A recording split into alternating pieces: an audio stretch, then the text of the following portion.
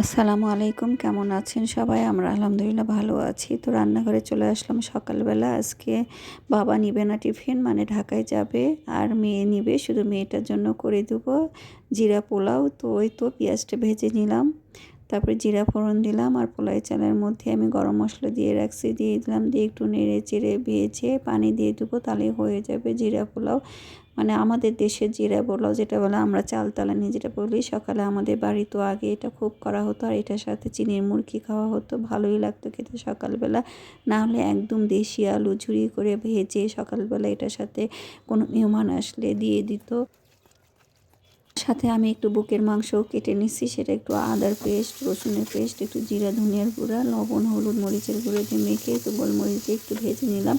নিয়ে এখানে পেঁয়াজ দিয়ে দেবো, দিয়ে সুই স্টাইল অনিয়ন চিকেনস হয়ে যাবে। মানে যেটা করে দেবো সেটাই খাবে, একটু অন্যরকম দিলে মজা বেশি পায়। প্রতিদিন তো এক ধরনের খাবার খেতেও চায় না। এই জন্য আগে যখন ওরা স্কুলে পড়তো তখন তিনজন আর নানা ধরনের নানানভাবে এই টিফিন দিয়ে দিতে হতো। মানে নতুন নতুন খাবার দিলে ওরা মহা খুশি। যেটাই করে দিয়ে একটু ভালো করে সুন্দর করে সাজিয়ে গুছিয়ে দিলে ওরা বেশি খুশি হতো।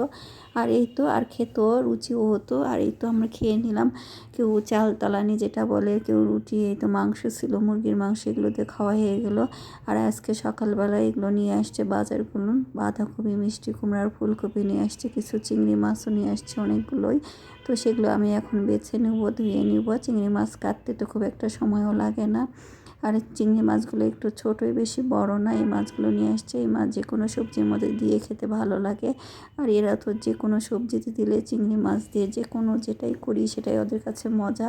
তো ওই তো উঠিয়ে দিলাম। আজকে দুপুরবেলা একটু শাক ভাজি করবো, আর চিংড়ি মাছের ভুনা করব।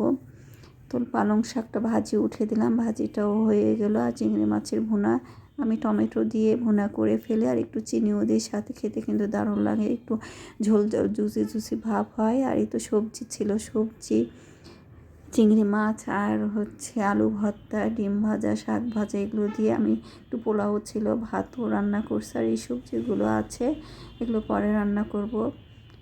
এই তো, আর বাজারে গেলে সবজি দেখলে ওর অবস্থা খারাপ হয়ে যায়। ফ্রিজে সিম আছে, আরও মানে অনেক রকম, পেঁপে আছে, গাজর আছে। তারপর আর তো সন্ধ্যার সময় চলে আসলাম নাস্তা করতে। আজকে তেমন কিছু করি নাই, কিন্তু বিকেলে ওরা নাকি ভাত খাবে না রাতের।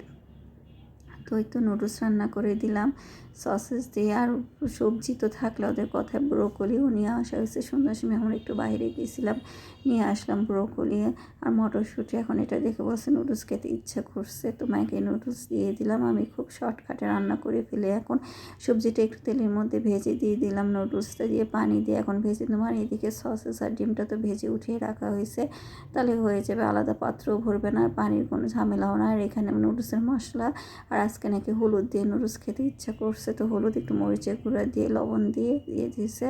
আমি একটু ঢেলে দিলাম, দিয়ে এখন এটা একটু সিদ্ধ হলেই ভেজে নেব, তাহলেই হয়ে যাবে নুডলস। সসেস দিয়ে দিলাম, ডিম দিয়ে দিলাম, আর একটু বড় করবে, তারপর ভাজলে হয়ে যাবে নুডলস। এভাবে খুব অল্প সময় খুব তাড়াতাড়ি হয়ে যায়, হাড়ে পাতলেও ভরে না।